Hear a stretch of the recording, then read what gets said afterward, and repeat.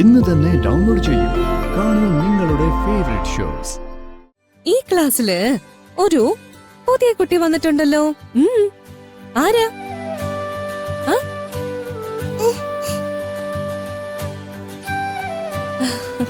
Hi.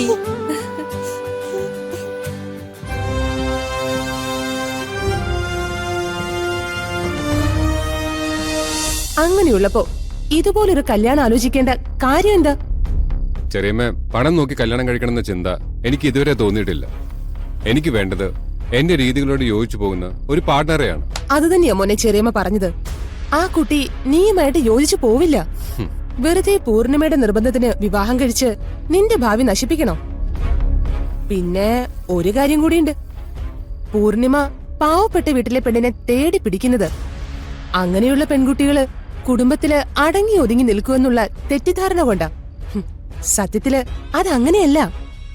ഒന്നുമില്ലായ്മയെന്ന് വന്ന് എല്ലാം കൂടി കാണുമ്പോ അഹങ്കാരികളാകാനുള്ള സാധ്യതയാ കൂടുതല്. ഇതേക്കുറിച്ചൊന്നും ഓർത്ത് ചെറിയമ്മ ടെൻഷൻ ആവണ്ട. ഇതൊക്കെ ഞാൻ മാനേജ് ചെയ്തോളാം. ഇങ്ങനെ എടുത്തു ചടിയൊരു തീരുമാനം എടുക്കാതെ ഒന്നുകൂടി ആലോചിക്കുക. ഞാനിപ്പോ പറഞ്ഞത് എന്റെ മാത്രം അഭിപ്രായമല്ല, നിന്റെ അമ്മയ്ക്കും ഇതേ അഭിപ്രായം തന്നെയാ. ഞാൻ പറഞ്ഞല്ലോ, പൂർണിമ ചേച്ചിയുടെ സെലക്ഷൻ തെറ്റില്ല എന്നൊരു വിശ്വാസം എനിക്കുണ്ട്.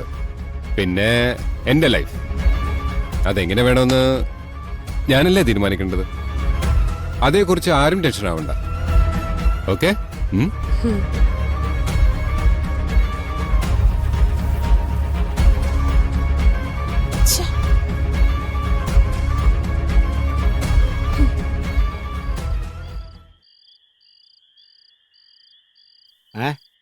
ചപ്പാത്തിയും ചിക്കൻ കറി. ചിക്കൻ ഫ്രൈ അല്ല, ചിക്കൻ കറി. ഓ, പിന്നെ നീ കഴിച്ചാ? ആ, ഞാൻ കിടക്കാൻ നേരം വിളിക്കാം. ഓക്കെ. കുട്ടാ, ഓ, എങ്ങനെയുണ്ട് പുതിയ സ്ഥലമൊക്കെ? നമുക്ക് അങ്ങനെ പുതിയത് പഴയതൊന്നൊന്നുമില്ല. എവിടെ ചെന്നാലും അതെല്ലാം നമ്മുടെ ഏരിയയിലേക്ക് മാറ്റൂലേ. അപ്പൊ പിന്നെ കുഴപ്പമില്ലല്ലോ. അല്ല, കുട്ടനിപ്പോ കേരളത്തിലെ ഒട്ടുമുക്ക സ്റ്റേഷനിലും ജോലി നോക്കിന്ന് തോന്നുമല്ലോ. ഇല്ലമ്മ, കാസർഗോഡ് കണ്ണൂര് ഭാഗത്ത് കുറച്ചുകൂടെ കവറിയാണ്. ആ, അല്ല, ഭാഗ്യമുണ്ടെങ്കിൽ റിട്ടയർഡ് ആവുന്നതിനും അതൊക്കെ നടക്കും. അത് ശരി. നിനക്ക് അതും ഒരു ക്രെഡിറ്റ് ആണോ? നിന്റെ കയ്യിലിരിപ്പ് കൊണ്ടല്ലേ നിനക്ക് ഇങ്ങനെ ട്രാൻസ്ഫർ കിട്ടുന്നത്. അങ്ങനെ ഉറപ്പ് പറയാൻ പറ്റൂല. ഞാൻ ഉള്ള കാര്യം മുഖത്ത് നോക്കി പറയും. ആരായിരുന്നാലും അണ്ണൻ അറിയാലോ അത് ഉള്ള കാര്യം മുഖത്ത് നോക്കി പറയും. അത് ചിലപ്പോ യാമന്മാർക്ക് ഇഷ്ടപ്പെടും. അതിനാണ് എന്നെ ഇങ്ങനെയായിട്ട് തട്ടണത്. അല്ല, ഇവിടെ ആരാണാവോ ഇനി എന്നെ തട്ടാനായിട്ട്? അതെന്താ, ഇന്ന് എന്നപ്പോ SHO ഇല്ലായിരുന്നോ? ഇല്ലേട്ടാ, ഇന്ന് അവര് വന്നില്ലേ, എവിടെ ലീവാണെന്ന് പറഞ്ഞു. ഓ, അല്ല, കുട്ടന് സിന്ധുവിനെയും കൂടി ഇങ്ങോട്ട് കൊണ്ടുവരായിരുന്നില്ലേ? ഇവിടെ അടുത്തൊരു വീട് ശരിയാക്കി നിങ്ങൾക്ക് രണ്ടുപേർക്ക് ഒരുമിച്ച് താമസിക്കാലോ. അതൊന്നും ശരിയാവൂല. അവള് വരാനൊന്നുമില്ല. ആദ്യമൊക്കെ എവിടെ ട്രാൻസ്ഫർ ആയി പോയാലും എന്റെ കൂടെ വരുമായിരുന്നു. പിന്നെ ഈ ട്രാൻസ്ഫറിന്റെ എണ്ണം വർഷത്തില് 3, 4 ഒക്കെ ആയപ്പോൾ അവക്ക് മനസ്സിലായി. പിന്നെ അവള് പറഞ്ഞ് നാട്ടിൽ തന്നെ നിന്നോളാം. മാസത്തിലുള്ള ലീവെല്ലാം കൂടി എടുത്തിട്ട് ഒരുമിച്ച് അങ്ങ് പോകാനാണ് പറഞ്ഞിരിക്കുന്നത്. നമുക്കങ്ങനെ ആവശ്യത്തിന് ലീവെല്ലാം കിട്ടുമോ? അത് എത്ര പറഞ്ഞാലും മനസ്സിലാവിയില്ല. സത്യം പറഞ്ഞ എപ്പോഴും ഫോൺ വിളിച്ച് വഴക്കാണ്. പിന്നെ ഇപ്പൊ എനിക്കത് ശീലമായി. ഇടയ്ക്കിടയ്ക്ക് അവളെ വായിന്ന് എന്തെങ്കിലും കേട്ടില്ലെങ്കിലേ എനിക്കൊരു സമാധാനക്കേടാണ്. ശരിക്കു പറഞ്ഞ ഒരുമാതിരി ശ്വാസം വിട്ടല്ലോ പോലെ. അതൊക്കെ നിങ്ങൾ തമ്മിൽ ഒരുപാട് സ്നേഹിക്കുന്നോണ്ട് തോന്നുന്നതാ. ഏയ്, അങ്ങനത്തെ സ്നേഹമൊന്നുമില്ല. ചില സമയത്ത് പുല്ല കാൽവടക്കടിച്ച് കിണറ്റിലെടുത്തിടാൻ തോന്നി എനിക്ക്. ഓ, അത് ശരി. രണ്ടും നീ തന്നെയല്ലേ പറയുന്നത്? അതമ്മ, ഞാനേ ചില കാര്യങ്ങൾ അറിയാതെ ഉള്ളിന്നങ്ങ് വരുമല്ലോ. ഓഹോ, ഈ കല്യാണം എന്ന് പറയുന്നത് വല്ലാത്തൊരു പരിപാടിയാണ്. മധുരിച്ചിട്ട് തുപ്പാനും വയ്യ, കച്ചിട്ട് ഇറക്കാനും വയ്യാത്തൊരവസ്ഥയാണ്. എല്ലാവർക്കും അങ്ങനെയാ. ജീവിതം എന്ന് പറയുന്നതേ കയ്പും മധുരവും കൂടി ചേർന്നതല്ലേ. ശരി തന്നെ. വാ, നമുക്ക് കഴിക്കാം. വാ. ഓ, വാ.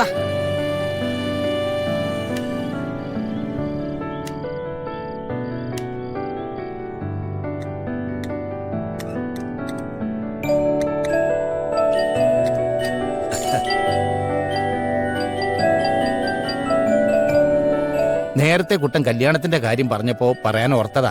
എന്തേട്ടാ? അടുത്ത ദിവസം നമ്മുടെ അഷിതയുടെ കല്യാണം നിശ്ചയാ. ദേ, എല്ലാത്തിനും മുന്നിൽ കുട്ടൻ ഉണ്ടാവണം. എന്തോന്ന് ഏട്ടാ, അതൊക്കെ പ്രത്യേകിച്ച് പറയണോ? അല്ലെങ്കിൽ തന്നെ നമുക്കിടയിൽ എന്തോന്ന് ഫോർമാലിറ്റീസ്? ഉറപ്പായിട്ടുണ്ടാവും, കൂടെ കട്ടയ്ക്ക് നിൽക്കും. പോരെ? അല്ല, ദുർഗമോളല്ലേ മൂത്തത്? പിന്നെ എന്തിനാ അക്ഷിത മോളെ വിവാഹം ആദ്യം നടത്തുന്നത്? ആ കേട്ടല്ലോ, ഈ ചോദ്യം നാട്ടുകാരുടെ മുഴുവൻ വായിൽ നിന്ന് നമ്മൾ കേൾക്കേണ്ടി വരും. അതിന് പറയേണ്ട മറുപടി മനസ്സിൽ കണ്ടുവച്ചിട്ട് ആരെങ്കിലും കല്യാണത്തിന് ക്ഷണിക്കാൻ പോകാവൂ.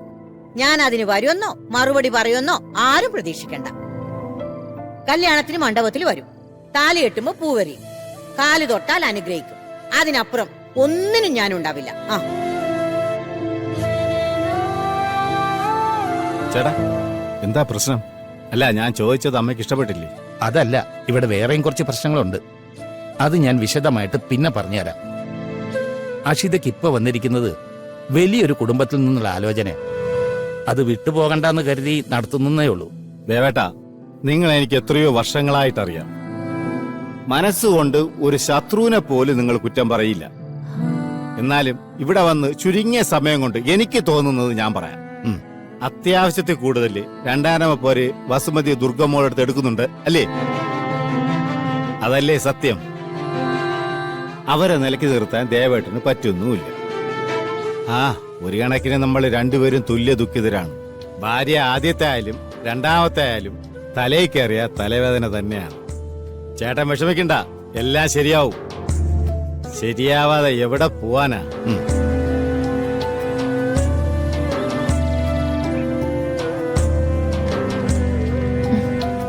നാളെ തന്നെ കുട്ടിയെ കൊണ്ടുവന്നോളൂ. ഓക്കെ, ശരി മാഡം. ആ ദുർഗ, കഴിഞ്ഞ ദിവസം ദുർഗയും കിരണിനെയും വിളിച്ചിട്ട് കിട്ടുന്നേ ഇല്ലായിരുന്നു. ഞങ്ങള് ഒരു ഫംഗ്ഷനിലായിരുന്നു. It's okay. ഞാൻ വിളിച്ചതേ പുതിയൊരു അഡ്മിഷന്റെ കാര്യം പറയാനാ. ഇന്ദിര ടിവിയുടെ ഓണർ പൂർണിമയുടെ മകളെ ഇവിടെ ചേർത്തിട്ടുണ്ട്. അവര് വന്നപ്പോ ദുർഗയെ തിരക്കിയിരുന്നു. എന്നെയോ? അതെ, ദുർഗയുടെ അനിയത്തിയെ അവരുടെ ചെറിയച്ഛന്റെ മകൻ വിവാഹം കഴിക്കാൻ പോവാണെന്ന് പറഞ്ഞില്ലേ? അതെ. ദുർഗ ഇവിടെ ഉള്ളതുകൊണ്ടാ കുട്ടിയെ ഇവിടെ ചേർക്കുന്നതെന്നാ അവര് പറഞ്ഞേ.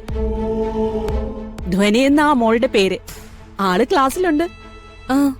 ശരി മാഡം, ഞാൻ നോക്കിക്കോളാം. It's okay. ഞാൻ വിവരം പറഞ്ഞതേ ഉള്ളൂ. ഓക്കെ, ശരി.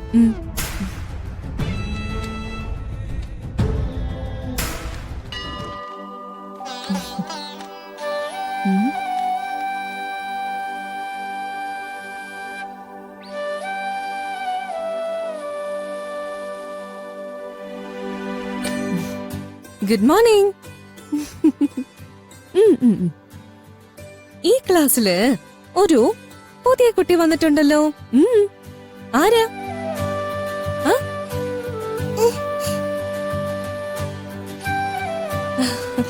ഹായ്.